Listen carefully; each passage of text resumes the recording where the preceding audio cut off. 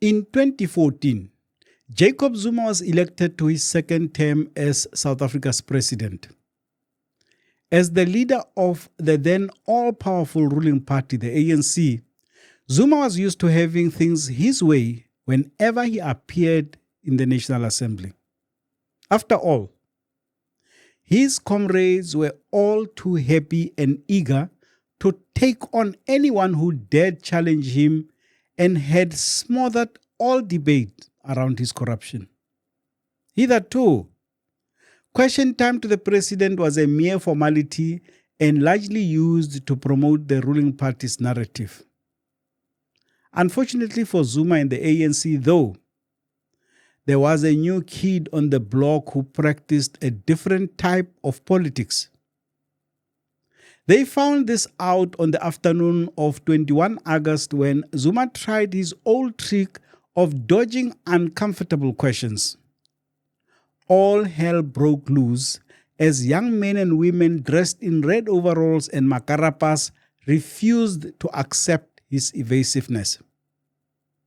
From that day on, Parliament has never been the same. As the EFF celebrates 12 years of its existence, we look deeper into the party and its place in the South African political landscape. Hello everyone, welcome back to Joe Talks Politics. I am your host, Joseph Musia. Let's get right into this.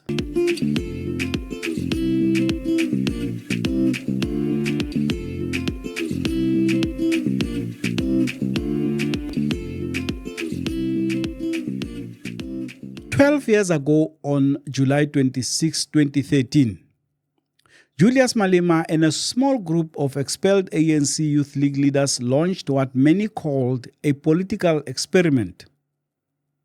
The EFF was born out of fire, defiance, and revolutionary rhetoric.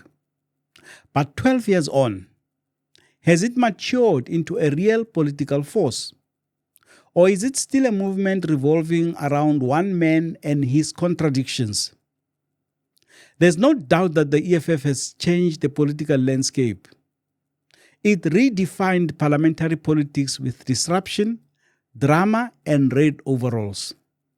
From calling out corruption to challenging Zuma face-to-face in parliament, the EFF brought activist energy to a stale arena. When are you paying the money? Because the public protector has instructed you that you must pay the money. Point of order, Chair. And we want the date of Speaker, when are you paying the point money. of order. These things of point of order are the ones that you are hiding behind. Ne? You are very good at that because every time reports are brought here, it's Speaker, point of order, The point of order. The We honorable are here to member. ask questions and we need answers. Please. I have responded to the reports about Nkandla. The reports about Nkandla is not only the public protector. The SIU report, there was a report before of the task committee. I've responded to all the reports as I am supposed to. And I hope we are not going to make a debate on this issue because I have responded appropriately. Pay back the money. Pay back.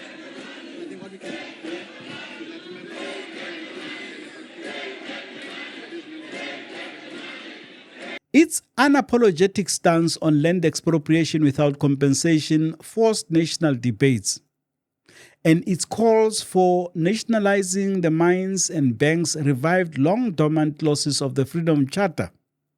Even those who don't vote EFF now use language that it has normalized: economic freedom, nationalization, and land expropriation. But if the EFF has influenced the national conversation, why hasn't it translated that into massive electoral support?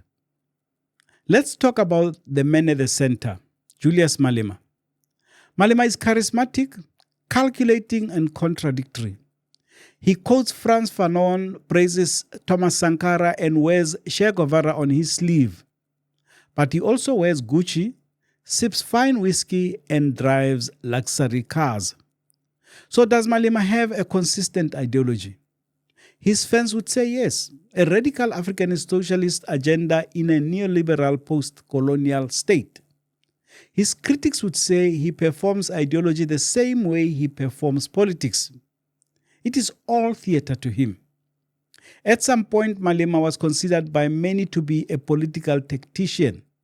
He knew how to stay in the headlines, he knew how to punch up against the ANC, but also when to cut quiet deals behind the scenes. He reads the room well, but has yet to show he can govern the room. But the myth of Malema the strategist was burst with the departure of Floyd Shivambu. In the immediate aftermath, Malema cut a truly pathetic figure. He looked completely lost, and for the first time in his political career, he was not in charge. What is worse, Shivambu was defecting to join Jacob Zuma's party. This is a testing moment.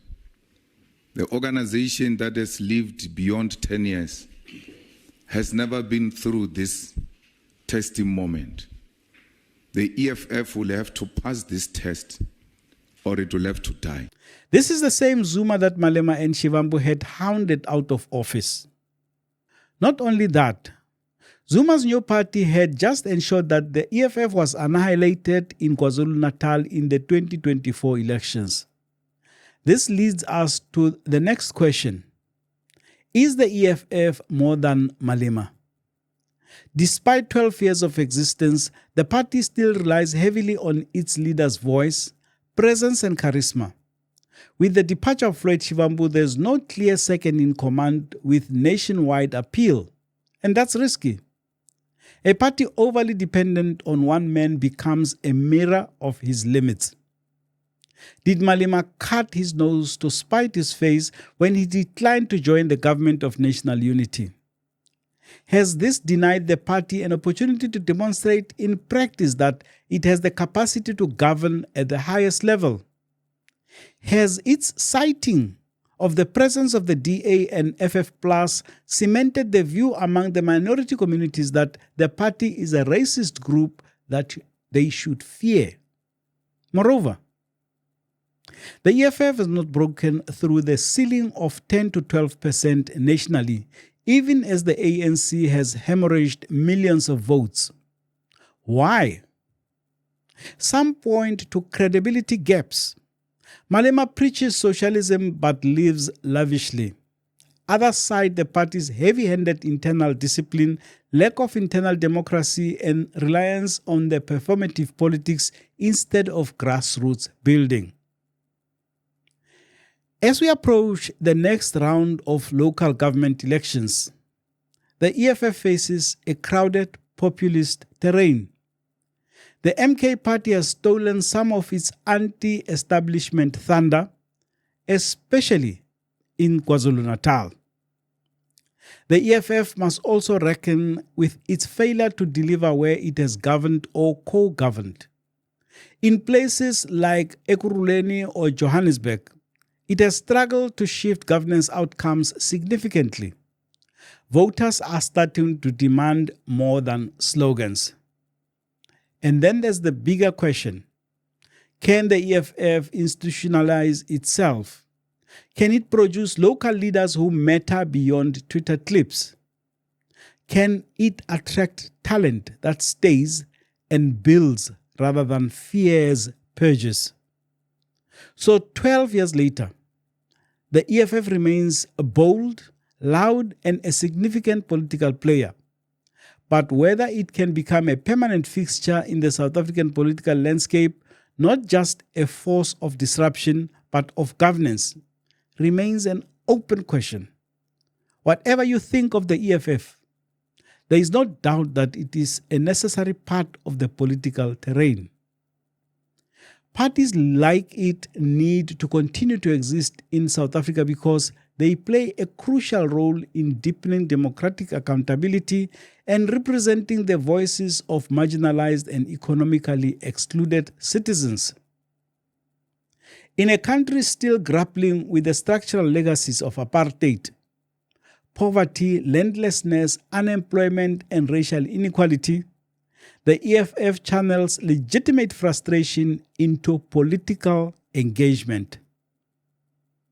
Their presence ensures that dominant parties like the ANC and DA do not become complacent, particularly on issues of corruption, wealth redistribution, and state accountability. The EFF's confrontational style, though polarizing, has brought attention to critical issues such as the Nkandla scandal, the nationalization of key industries, and land reform. They force uncomfortable but necessary debates about economic justice and transformation that might otherwise be sidelined.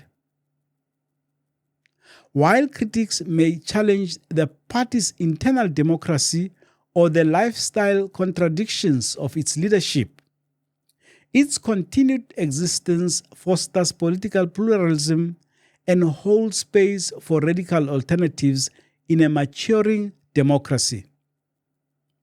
In doing so, it strengthens the democratic project by keeping the political system responsive, contested, and representative of diverse South African experiences. That was another episode of Joe Talks Politics. Please don't forget to like, comment, and share. And please remember to subscribe to the channel. As always, I am your host, Joseph Musia. See you in the next one.